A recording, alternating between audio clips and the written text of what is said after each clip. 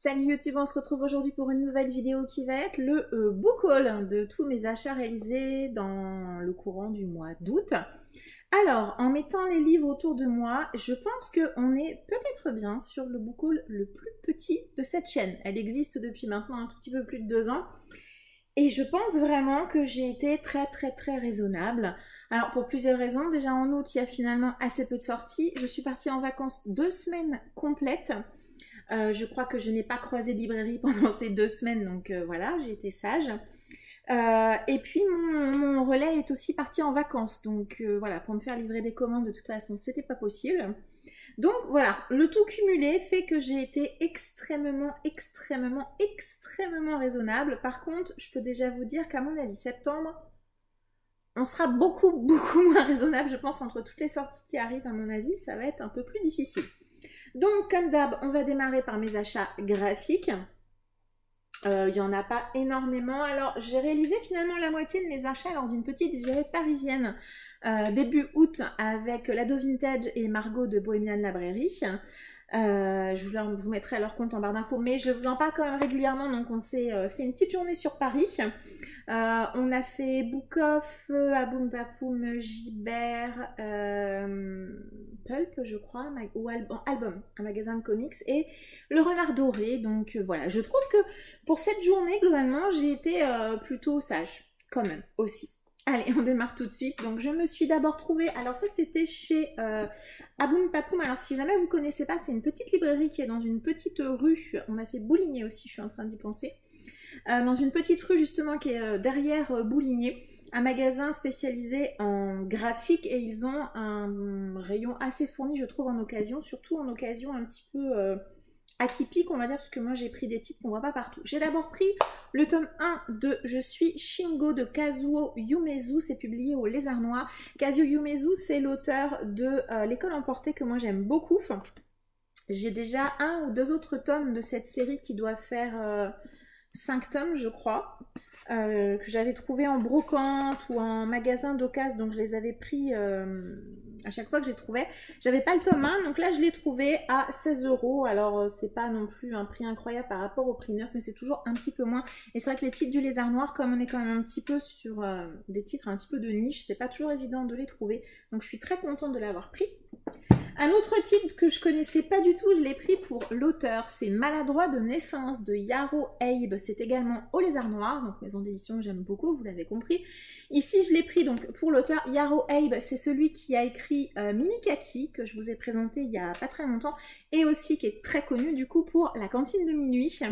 Un style atypique, mais moi j'avoue que dans Mimikaki, je m'étais bien laissé emporter. Ici, on va suivre tout simplement un jeune garçon qui s'appelle Makoto et qui est maladroit depuis sa naissance, qui n'a jamais été capable de mener autre chose qu'une petite vie médiocre. Voilà, donc je pense que ça va être très sympa. Je sais pas si c'est des petites historiettes ou autre, on a quelques petites pages couleur au début. Voilà, c'est très sympa. Moi j'ai hâte de le découvrir. J'avais beaucoup aimé Mimikaki, donc voilà, je continue ma découverte de cet auteur.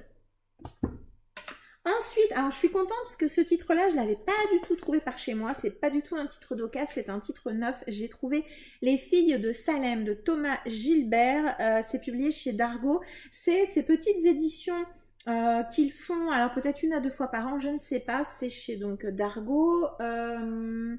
Des éditions de bande dessinée à format réduit. Ça, normalement, vous l'avez au format classique BD. Et là, du coup, pour pouvoir découvrir, eh bien voilà, il faut un format un petit peu plus petit, moins cher. J'avoue que cette série m'attirait beaucoup.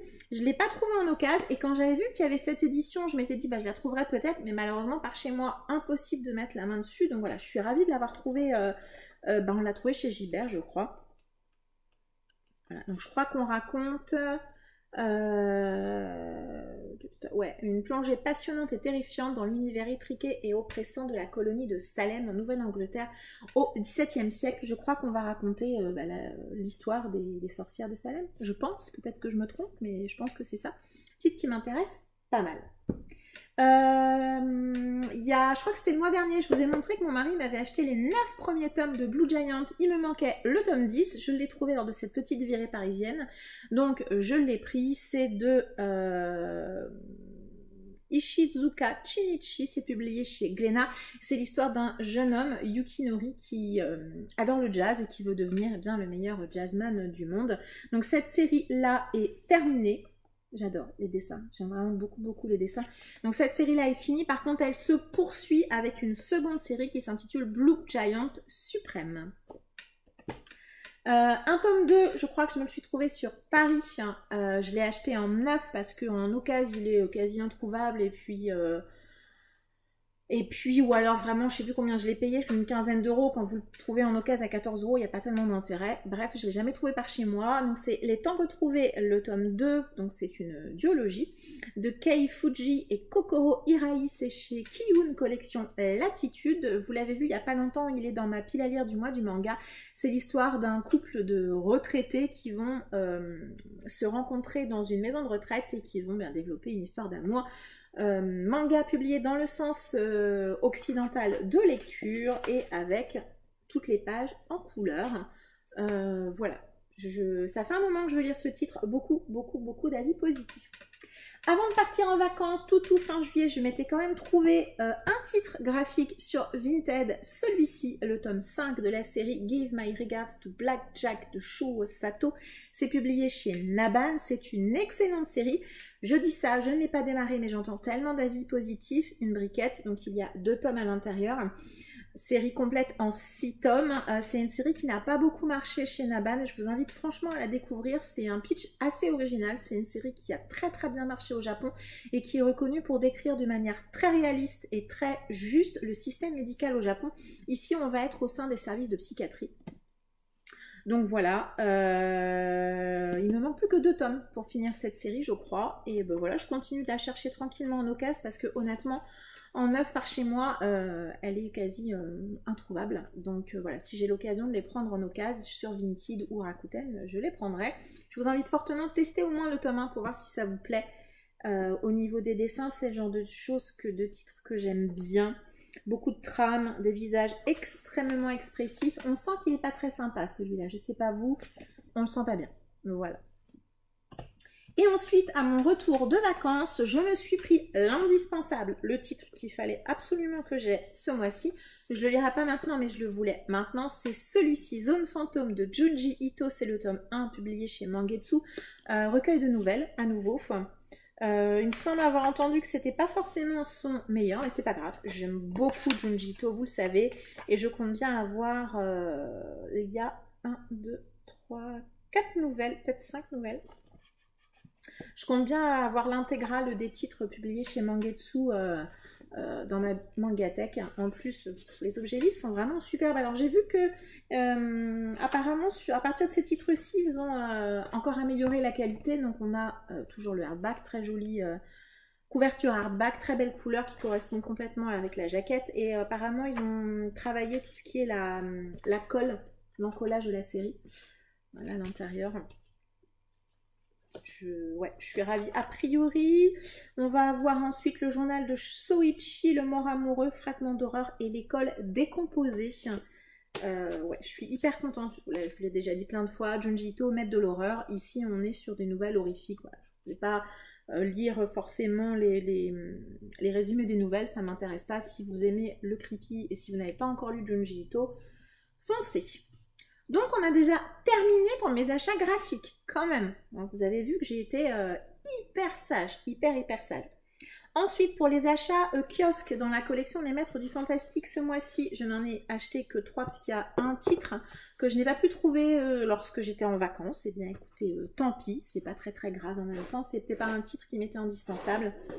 Donc voilà, rien de grave. Donc 3 nouveaux titres ont intégré cette collection. J'ai tout d'abord Le Guerrier de Mars de Edgar Rice Burroughs, donc c'est le 3e ou 2e tome, je ne sais plus, de la série martienne de cet auteur. Donc je ne sais pas s'ils vont aller jusqu'au bout, je crois qu'il y en a 5 ou 6. J'avoue que j'aimerais bien, mais voilà. Donc histoire d'un homme qui se réveille sur Mars et du coup voilà, qui va découvrir ce qui se passe sur cette planète. Un titre que je connaissais pas du tout et j'aime énormément la couverture, c'est Le Moine de Matthew J. Lewis. Franchement la couve elle est dingue, vraiment avec un démon et tout. Et ouais, c'est un roman. C'est pas du tout un recueil de nouvelles. On est vraiment sur un seul et unique roman. Il me semble avoir vu une illustration. Ouais.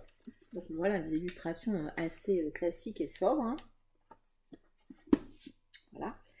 Et un autre titre que je connaissais pas du tout, mais la thématique me plaît bien, un peu steampunk, Les automates et autres contes fantastiques de E.T.A. Hoffmann.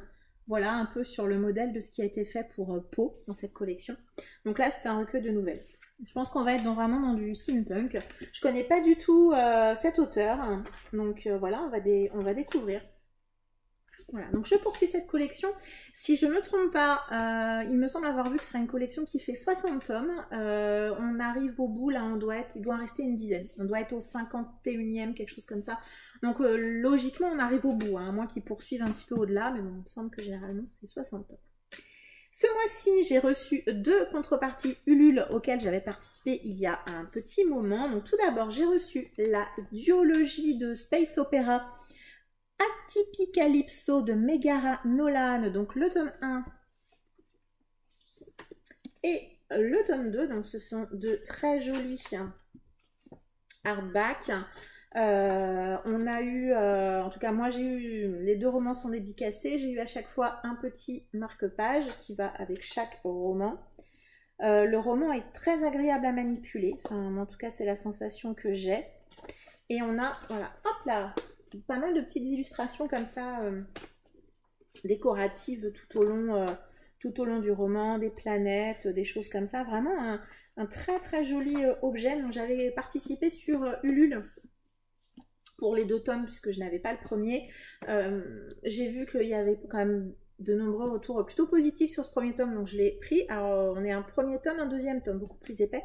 Et j'ai eu également une très jolie illustration qui reprend, je pense que c'est le tome 1. Ouais, elle reprend le tome 1, j'aime, trouve très jolie. Et alors les illustrations sont faites par Karine Degor.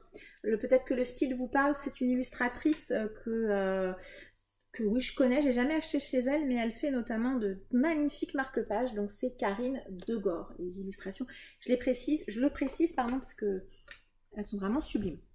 Et un autre titre auquel j'avais participé il y a un petit moment, je pense. Vraiment, j'ai déjà les 2 autres précédents de la maison d'édition. C'est les contes féeriques publiés au Héron d'Argent. C'est illustré par Shiitake et sur des textes de Vanessa Calico. Alors, il est un petit peu moins épais que les 2 précédents. Donc moi, j'ai les contes de fées ou les contes de Grimm, je sais plus, et les contes japonais. Mais si vous ne connaissez pas l'illustratrice, alors je dois bien avouer que j'ai craqué beaucoup pour l'illustratrice. L'objet livre en lui-même, il est magnifique, il est très grand, beaucoup plus grand qu'un format de BD classique. Voilà, on a des illustrations comme ça, pleine page.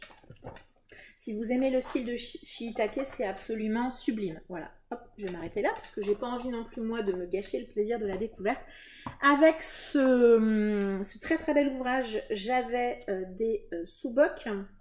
J'avais aussi un magnate, mais il est déjà sur mon frigo. Un très très joli petit marque-page qui reprend quelques illustrations. Alors je crains qu'il vieillisse pas très bien, parce qu'en fait il y a une espèce de surimpression, et à mon avis ça va partir avec le temps. En attendant, pour le moment, il est magnifique, le marque-page. Une petite planchette d'autocollant que je ne vais jamais oser utiliser, ça c'est toujours le risque. Et puis 4 illustrations qui reprennent des dessins de Shiitake. Voilà, celle-ci, qui est très très belle, franchement. Alors celle-ci j'aime un petit peu moins, même si je la trouve plutôt jolie. Je suis pas sûre que ça soit du Shiitake, celle-ci, j'ai un petit doute quand même. Celle-ci, qui est encore magnifique. Et puis la dernière, qui est très très jolie, très traditionnelle pour le coup. Vraiment magnifique. J'aime vraiment beaucoup cette collection d'ouvrages. Alors je prends que ceux de Shiitake. Ils ont également tout un tas d'autres choses sur les elfes, les dragons, tout ça. C'est vrai que sur cette collection-là, particulièrement avec les dorures, je prends que ceux de Shiitake parce que je suis assez dingue des dessins qu'elle peut proposer.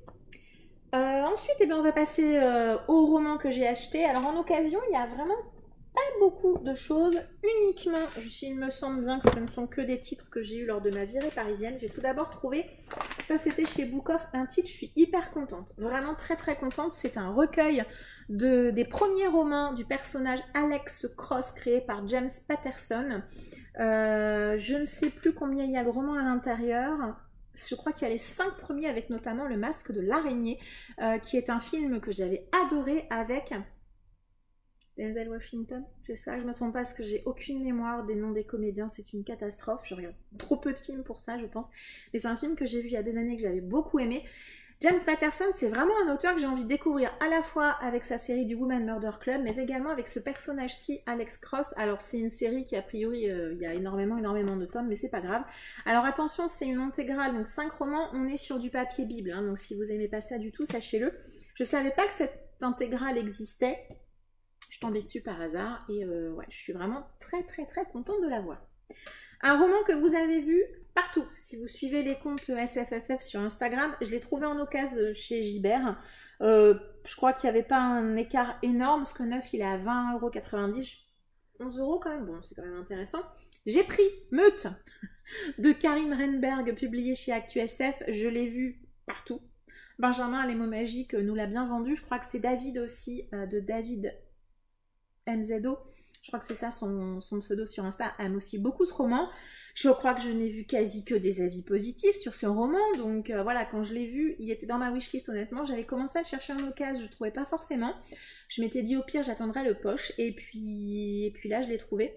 Et en l'ayant vu en vrai, je trouve que le loup est vraiment très très bien représenté, la couve est vraiment plutôt sympa avec les phases de la lune derrière. Bref, je ne vais pas vous le vendre plus.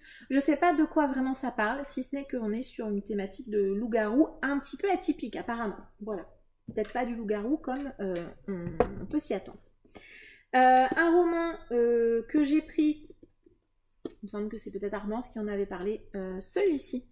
Les étoiles sont légion de Cameron Hurley, publié au livre de poche. C'est donc un space opéra. Je l'ai pris principalement pour ça.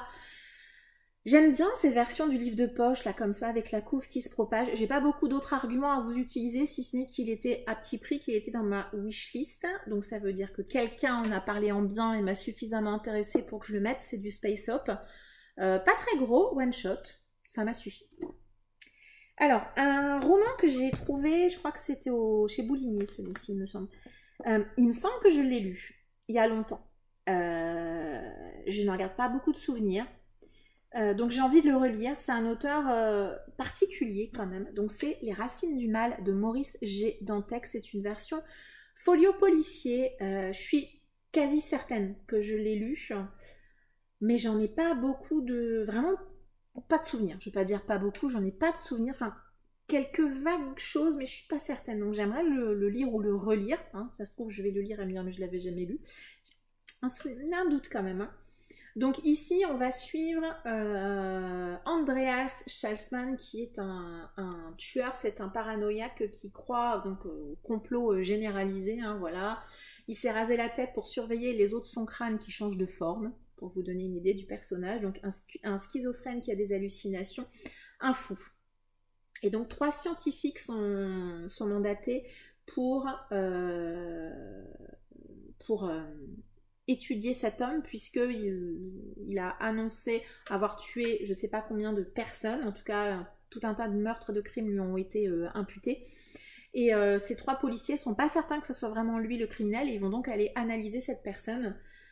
Ouais, je sais pas, je trouve ça intéressant la thématique, et je sais pas, je suis quasi certaine de l'avoir lu, ça fait 3 fois que je vous le dis, je vais arrêter de le répéter. Il m'intrigue, je l'ai trouvé, je l'ai pris. Un Pocket Terror, hein, parce qu'on n'a jamais un Pocket Terror, j'ai trouvé Fluke de Frank Herbert, pas du tout, James Herbert, donc Pocket Terror. Je sais pas vraiment de quoi ça parle, il est tout petit, a priori on est sur de la réincarnation, et Fluke est un chien. Voilà, je sais pas trop sur quelle thématique on va être, mais bon, c'est un Pocket Terror, je l'avais pas, et c'est pour ça que je l'ai embarqué, clairement. Et ensuite, j'ai trouvé un roman asiatique, celui-ci, donc c'est La mort avec précision de Isaka Kotaro, Piqué Poche. Alors, je ne sais pas si ça n'a pas l'air d'être dans leur collection thriller. Non, c'est pas la collection Thriller au vu du résumé. Donc il était en occasion. Il y en avait plusieurs et j'en ai choisi un que je ne connaissais pas particulièrement. Le dieu de la mort descend sur terre et enquête pour savoir si l'heure est vraiment venue pour tel ou tel humain de mourir. Donc je pense que le dieu de la mort va se confronter à l'être humain. Voilà, pour savoir si finalement on mérite de vivre ou de mourir. Chaque fois, il emprunte une nouvelle apparence et découvre avec surprise et humour divers aspects de la société japonaise et humaine. Donc je pense que c'est voilà, une thématique assez classique de la mort qui se confronte à l'être humain pour découvrir, et bien finalement, qu'est-ce que c'est, que sommes-nous que cette créature très étrange. Voilà. Je l'avais jamais vu nulle part celui-ci, donc c'était une découverte. Et on va terminer avec 4 romans neufs, mes seuls achats neufs du mois. Le premier, parce que je ne pouvais pas passer dans la librairie du Renard Doré sans acheter ce roman. C'est un roman jeunesse, c'est pas du tout le genre de choses que je lis, on va pas se mentir, pas du tout même. L'objet livre est magnifique. Je n'ai entendu que des retours ultra positifs de ce roman, donc clairement il a la pression. Et puis la thématique m'intéresse et voilà, je veux le découvrir. C'est bien évidemment Mémoire de la forêt de Michael Brun-Arnaud. C'est illustré par Sanoé, c'est publié à l'École des loisirs, je crois.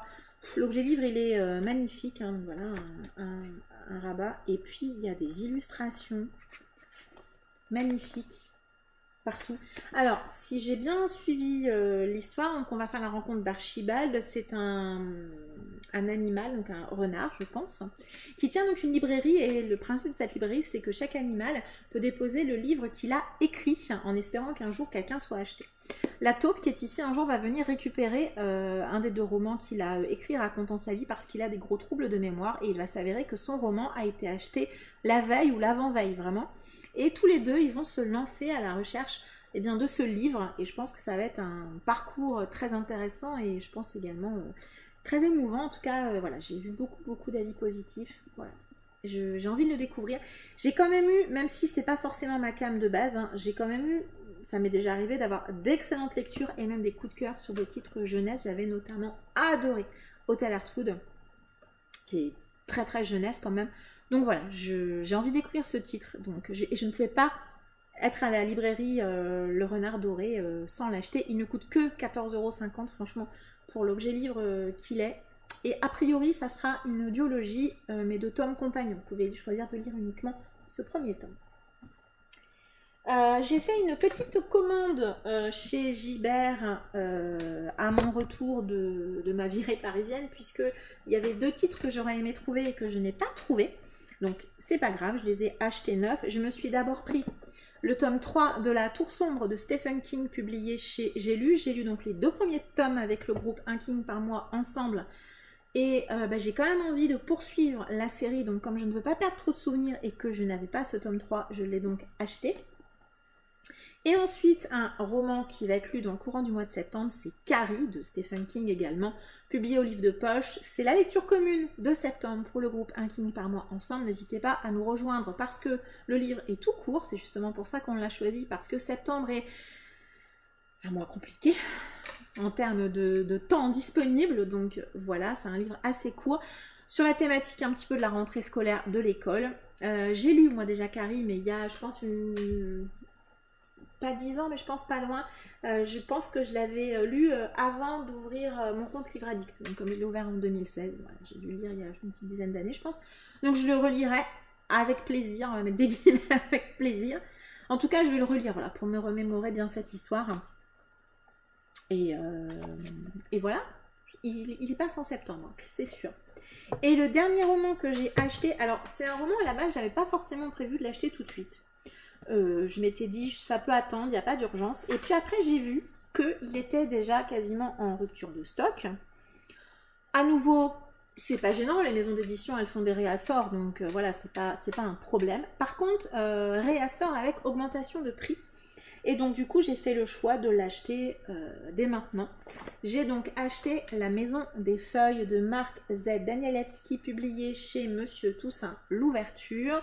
Donc il coûte quand même 27,50 €, c'est quand même un budget, mais à la réédition, je ne sais pas si c'est pas 29,50 € ou 30,50 €. Donc ça va augmenter quand même assez fortement. Donc j'ai fait le choix de le prendre dès maintenant. Je ne le lirai pas forcément tout de suite. L'objet livre, il est magnifique, il pèse le poids d'un âne mort, on va pas se mentir, il est très très loin. C'est un roman, si jamais vous ne l'avez pas vu, alors ça m'étonnerait, hein, qui est surtout connu pour sa construction très atypique. Un roman qui ne plaira pas à tout le monde. Alors, c'est un risque pour moi, parce que vous savez que les romans trop oniriques ou trop perchés, c'est pas forcément ma came, mais voilà. J'ai quand même envie de le découvrir. Je suis très curieuse. Je suis vraiment hyper curieuse. C'est un roman qui plaira pas à tout le monde, qui ne me plaira peut-être pas à moi. Ben, tant pis, c'est pas grave, je prends le risque.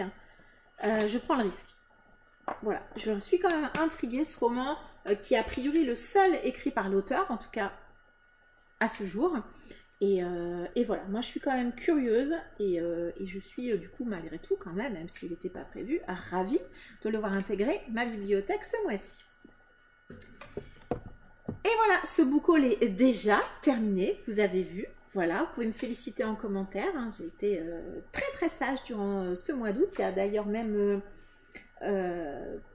des réceptions Ulule donc, que j'avais acheté les mois précédents qui sont arrivées là. Vraiment, je suis plutôt fière de moi sur ce mois-ci. Je sais que ça ne va pas durer, hein, vraiment. Je sais qu'il va y avoir beaucoup d'achats sur la fin de l'année. Septembre, traditionnellement, avec la rentrée littéraire, même si en SFFF, on est moins concerné quand même. Il y a beaucoup de titres qui vont sortir, qui m'intéressent beaucoup, même si je ne les lirai pas maintenant. Mais c'est pas grave, voilà. N'hésitez pas à m'indiquer en commentaire, comme d'habitude, certains des livres dont j'ai parlé aujourd'hui, que vous avez lus et que vous avez aimés, ça m'intéresse grandement. Est-ce que vous aussi, dans le courant du mois d'août, vous avez été très sage? N'hésitez pas à me dire tout ça dans les commentaires. Je vous remercie de m'avoir suivi, je vous souhaite une très agréable journée et je vous dis à très bientôt. Ciao!